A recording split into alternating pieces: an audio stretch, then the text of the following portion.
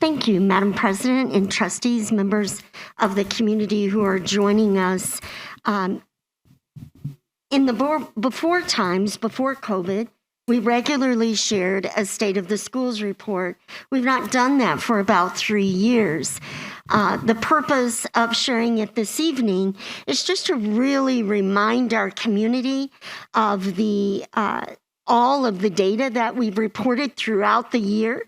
I won't go through all of the slides this evening. Trustees, you're familiar with this data, but the State of the Schools gives us an opportunity to pull together 2 or 3 of the seminal pieces of data in all of the annual reports that you all hear meeting by meeting, board by board event throughout the year. So the purpose of the State of the Schools coming here at the beginning of 2023, it is a brand new calendar year. We have a brand new board convened for your first regular meeting of the board tonight. Congratulations. And it's a great time to just remind ourselves of a few of the commitments and opportunities and priorities that we have ahead of us. So don't worry, trustees, I won't go through all those slides. So I just want to relieve your concern about that. But we will take a look at some of the current data and information from the reports from this past year. We will focus in on our priorities, our current work in progress, and the commitments that we have ahead of us. We will take a look at our challenges and our opportunities. We certainly heard from our speakers, our teachers this evening. We're absolutely have both eyes open on the challenges ahead of us and the opportunities as well.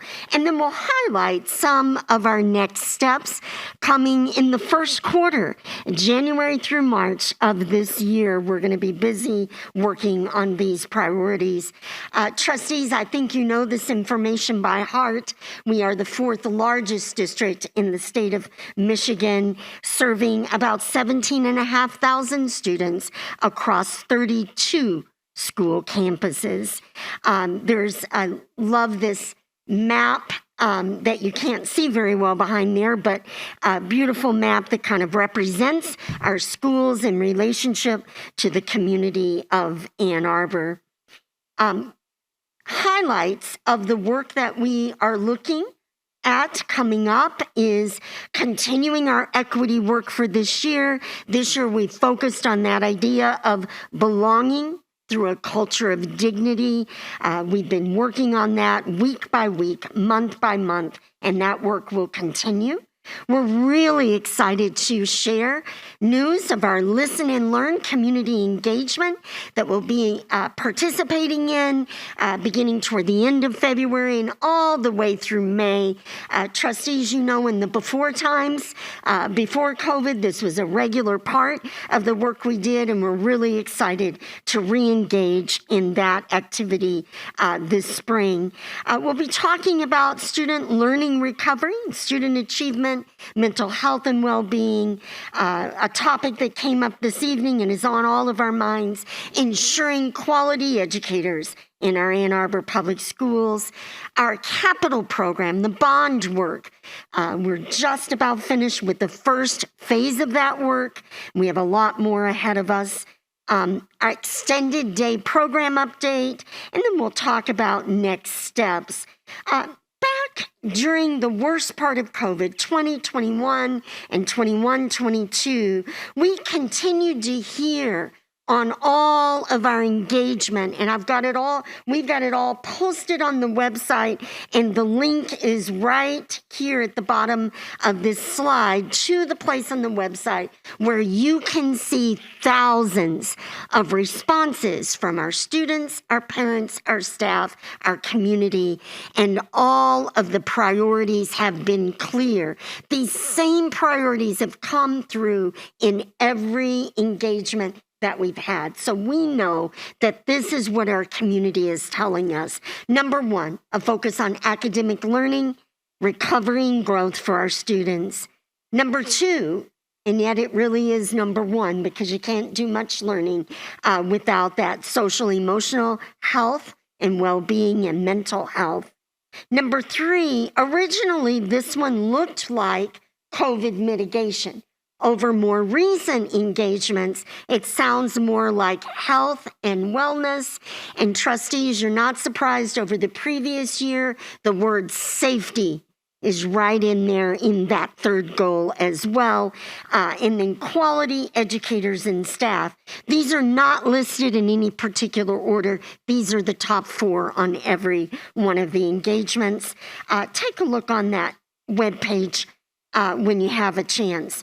These 4 are really the clear marching orders of the priorities that have resonated across our community. Beginning with this affirmation of equity, that we will nurture a climate of belonging through shaping and maintaining a culture of dignity for every student, staff, and family member on every day. This is the foundation of our equity work, is a focus on dignity. I won't spend a lot of time on these slides. Trustees, you've seen them over the months, but we are working from that foundation of dignity really in 3 areas: a transformation of culture, a shift of classroom, school, and organizational practice. It's one thing to talk about equity, but our work is to ensure that the practice across our schools and our organization is congruent with what we say we believe about equity. And then thirdly, the redesigning of systems, district systems, school systems, to ensure that we're honoring dignity. Now, our next steps coming right away. We updated on this in December, and now just want to revisit it here at the beginning of the year. We've been working in 4 networks over the previous 3 years to drive the equity work. 4 engines of the work that continued through COVID. This work continued throughout the COVID time.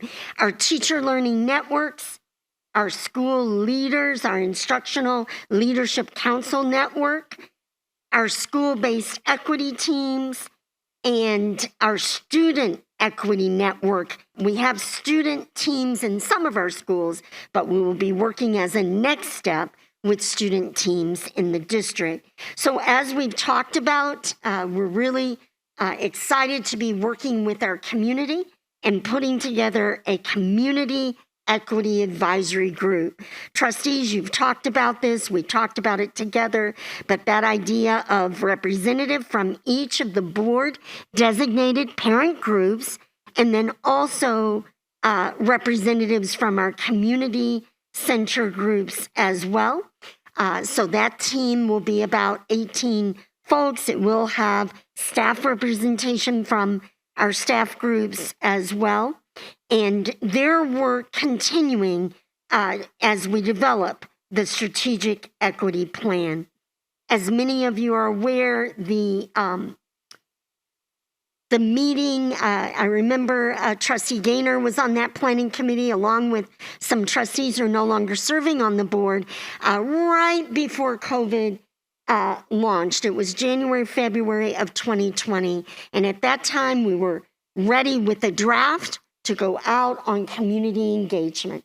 And unfortunately, that really hasn't been possible to get robust community engagement during this time. So we are delighted this spring to pick right back up. Our internal work has continued, but we'll pick right back up with our community engagement with the goal, trustees, of delivering a plan to the Board of Education. You will receive regular updates through these months, so you'll know how the process is going, but then delivering you the plan by the end of May for your consideration. One of the fundamental priorities, student learning recovery, I want to just share a little bit more about that. We hear the term learning loss a lot in the media across the country and in Michigan. This idea of learning loss is really a misnomer. It's a phrase that presumption that students lost something that they knew that they no longer know is simply not true. That idea that a student maybe knew 2 + 2 is 4, and now they no longer know that is not the case. We do know that growth and recovery in learning is our focus, that our students are moving forward, and that re-acceleration is occurring. We know that COVID caused impact to that trajectory of growth, definitely caused impact, but the idea that students have lost somehow is simply not true. It is true that we have to do our work to continue to accelerate. I use this visual because if we decided that we were going on a short trip, say we wanted to go visit the Detroit Zoo and take the kids for an outing, we might be on our way and experience a challenge like a flat tire. And at that time, have to pull to the side of the road and expend some resources and some time for repair. And then we would get back on the road and proceed with our trip. Just want to suggest that that's a tremendous comparison for what has happened during COVID. We are seeing our students, our teachers have worked valiantly in our school teams, and we are seeing our students accelerating. They're back on the road to their trajectory of growth and development. You can see in our data that we shared this both last fall and then also we shared it twice last fall and then also last spring. But you can see in this look right here, that idea of the acceleration. You see that growth line is moving, very much moving up. Our students are making progress, and our work is to continue to support them so that acceleration continues. We've used this slide a lot to talk about our progress with our student learning recovery, and we will be sharing more about this over the coming weeks. But this idea of using a full court press to help our students with their academic recovery. Mental health and wellness, we're reminded of every day the importance of that personal connection for our students. I want us to, though, really take care with our language around the narrative about behavioral health. Certainly, we know as educators that behavior challenges, social emotional needs, and concerns preceded the pandemic. They have merely been exacerbated during this time. We need to continue to make significant investments in our resources and leverage community partnerships in this area of challenge. We have given regular updates on our mental health. I appreciate the request of trustees, and we're coming up on another update in that area so that folks are familiar with the work that we're doing, the work that continues. I was delighted to hear a week before last at the state and federal update we received that we do anticipate additional funds and resources. Trustee Dupree and I heard that clearly at a meeting we were at, and I hope that we see that.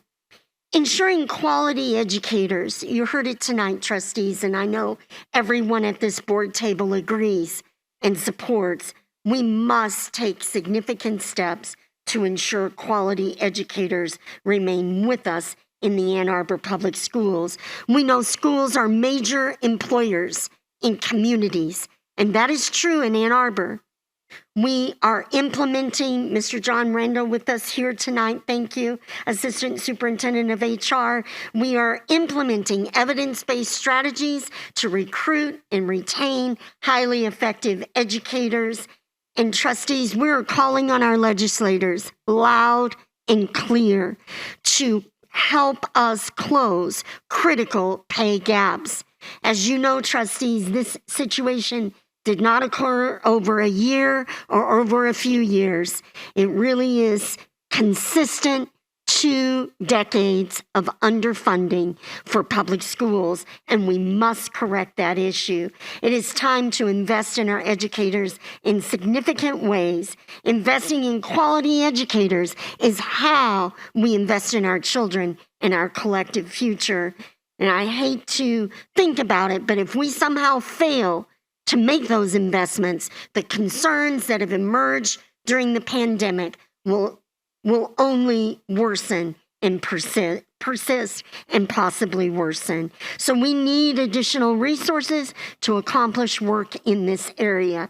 It cannot be done with incremental legislative increases. I just need to say that. Cannot be done with incremental legislative increases. We must have big moves in order to preserve public education in Michigan. We get updates throughout the last 2 years on our extended day program. I'll just touch on it. As you know, trustees, we're currently at 11 schools, elementaries and K-8 locations with the before and after school extended day programming. We are deeply committed to continue to add to that. We have redesigned the jobs, redesigned the pay.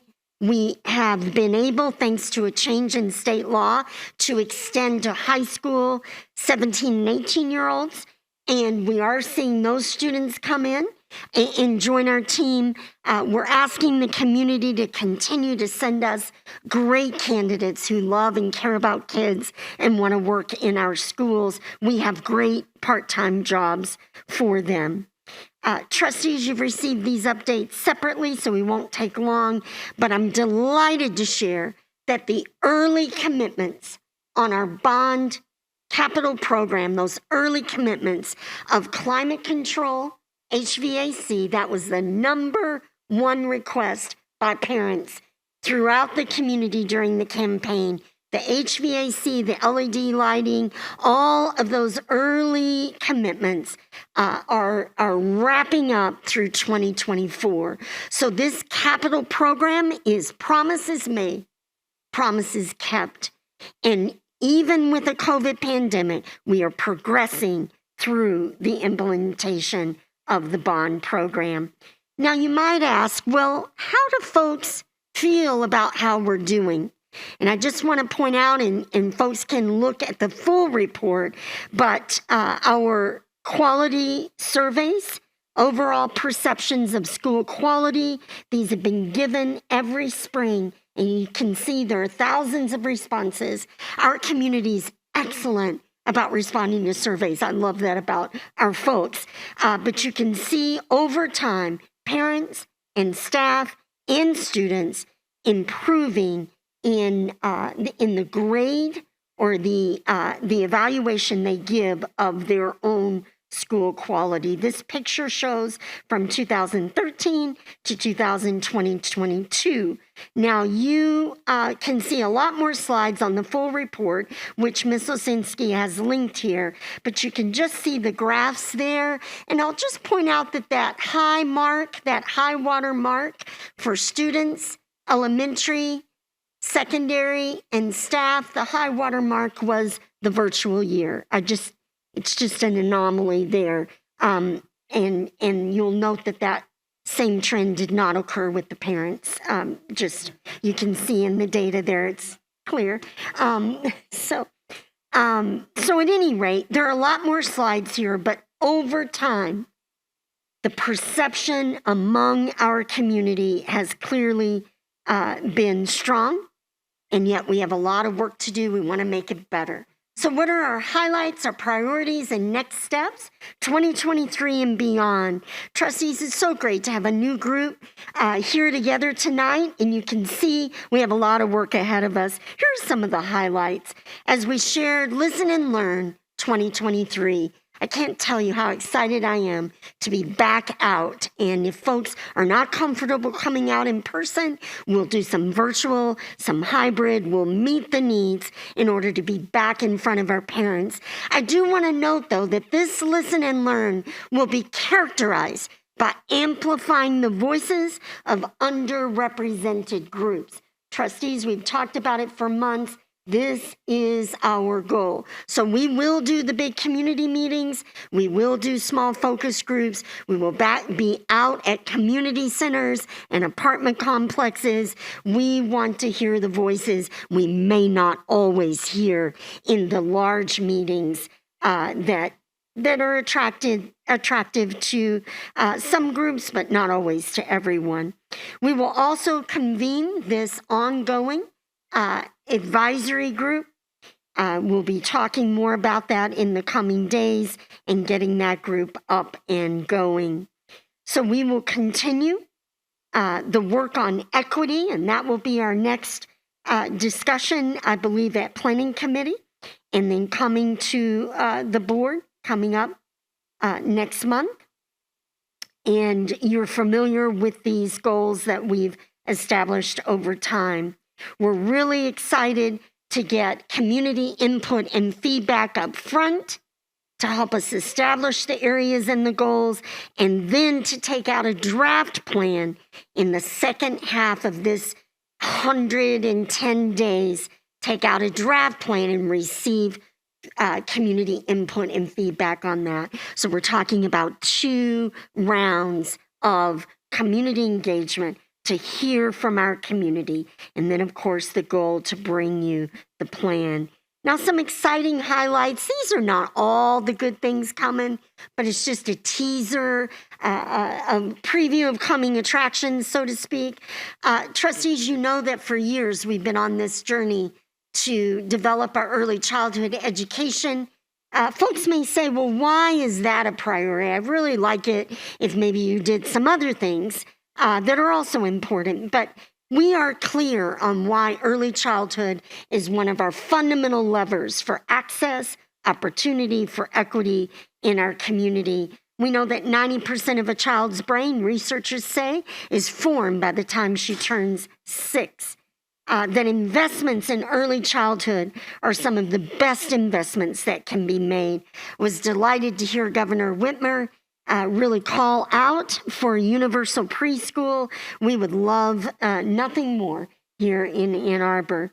The journey, this is right down memory lane. Some of you remember, I'm looking at those who were around, the transition from half day to full day kindergarten, which I believe was about 12 years ago that started. After I joined the district, we reopened those satellite preschool programs that had been closed during the downturn, financial downturn.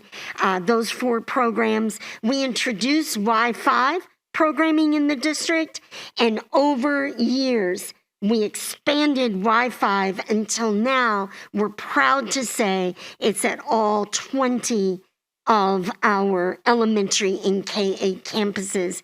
We host one of the most robust Young 5 programs anywhere in the state and among the top in the country. That is an intentional equity design that on-ramp of the transitional kindergarten year can make all the difference for a child. And so I was getting to interact with Trustee Gaynor about this the other day. We are really wanting to see a rebound and an increase in that enrollment because it did wane just a bit during COVID. Parents wanted to maybe wait another year, but now is the perfect time. So you will see during February, during our kindergarten open houses, you will see this press for kinder and for Wi-Fi. There is no better way to help our kids get a leg up into K-12 education. I love that it makes their career with us 14 years.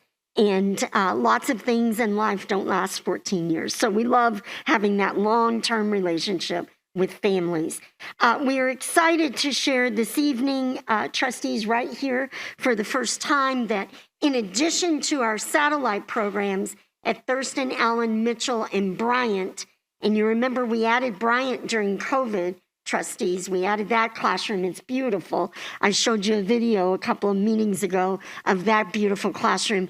And now for this fall, we'll be adding a classroom at Lakewood Elementary. What this means is that families, particularly in areas of impact, are able to walk their child, get their child to the neighborhood elementary for preschool through 5th, and they don't have to board a bus and ride across town for their preschool experience. So we're especially excited.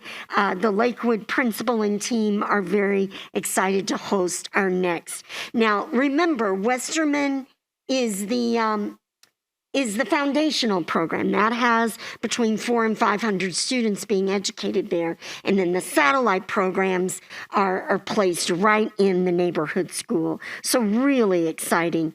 Trustees, a few years ago, you voted on, and we've been carrying out the marching orders for a re-envision of Bryant-Pattengill. We spent about 2 years out in the Bryant-Pattengill community talking to our parents, to our students, to our staff about what they wanted to see in their school. I'm delighted to share that all of the physical improvements, I believe all of them, I'll double check with my expert, are completed. You can see a beautiful photo here of one of the spaces. The land acquisition in December of 2019, coming up during 2024, will be the opening to Ellsworth, which is so important. That land allows us to do that. And then thirdly, the transition to an international baccalaureate school. Now that team is going to be entering their candidate year. They're very excited. Just received an update yesterday on the great work that's going on there. When we think about our challenges, they are clear. We have continuing needs. And our budget, our budget needs to be aligned to address this new normal coming out of COVID. And we'll be doing that with our finance committee and with the trustees over the coming few months. Ms. Minnick is going to be coming to share with you some tonight.